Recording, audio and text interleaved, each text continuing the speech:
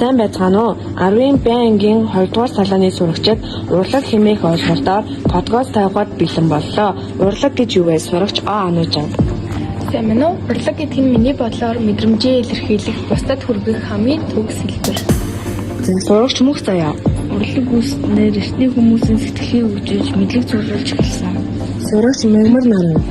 Урлаг бол үг хэлэлгүйгээр өөрийгөө ойлгуулах хамгийн энгийн хэлбэр. Сурагч Нандин Эрдэнэ. Үзэгч сонсогчийн сэтгэл хөдлөх зорилготой бүтээлчүүл ажиллагаа юм. Сурагч Сагдалмаа. Хүмүүсийн урам сэтгэл хөдлөл, бодол санааг илэрхийлдэг зүйл. Сурагч Төрөл. Эртний хүмүүсийн урам төсөөллийн гайхамшиг тоололт нь урлаг байлаа. Урлагийг ер нь хэд ангилдаг гэж бодож байна. Сурагч Төрөл. Эртний үеийн орчин юм гэж боддог байна шүү дээ. Эртний урлаг чиний бодлоор юу багтдаг гэж бодож байна. Сурагч мэгмар наран. Миний бодлоор шашин, хаад ноёдын түүхэндээ үлдээсэн нэр алдраа урлаг бичээсээр илэрхийлэх. Сурагч Нандин Эрдэнэ. Хадны сүр зураг болон хөрөг баримл урам шилхээ угуулсан. Сурагч Төрөл. Ая биелгээ, бүжиг, Монгол ардын соёлоо. Орчин үеийн урлагт юу багтдаг гэж бодож байна. Сурагч Сагдалмаа. Кино урлаг, дүрслэх урлаг, дижитал урлаг ордог тохиол. Сурагч Ануужаа. Миний бодлоор нийгмийн өөрчлөлтийг харуулсан чөлөөтэй урлагийн хэлбэр гэж би боддог. Хадны зураг яагаад эртний урлагт ордог юм бол? Сурагч Нандин Эрдэнэ. Хүн төрөлхтний хамгийн уран бүтээлүүдийн нэг нь хадны зураг. Эртний урлагийн хамгийн чухал хэлбэрүүдийн нэгэнд тооцогддог. Орчин үеийн урлаг эртний үеийн урлагаас юугаараа ялгаатай вэ? Сурагч мөх заяа.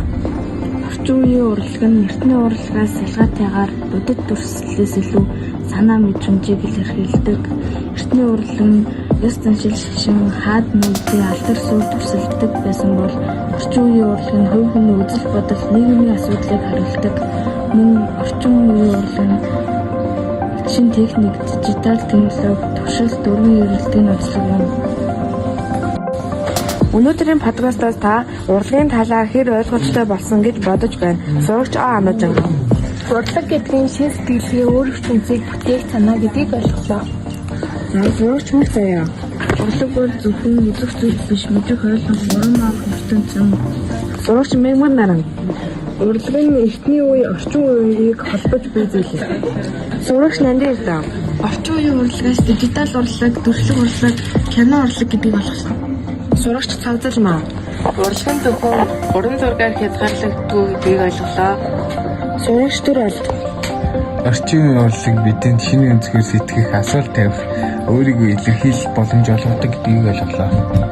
За энэ подкастыг бэлтгэн хүргэсэн 2 дугаар салааны сурагчид баярлалаа. Баярлалаа.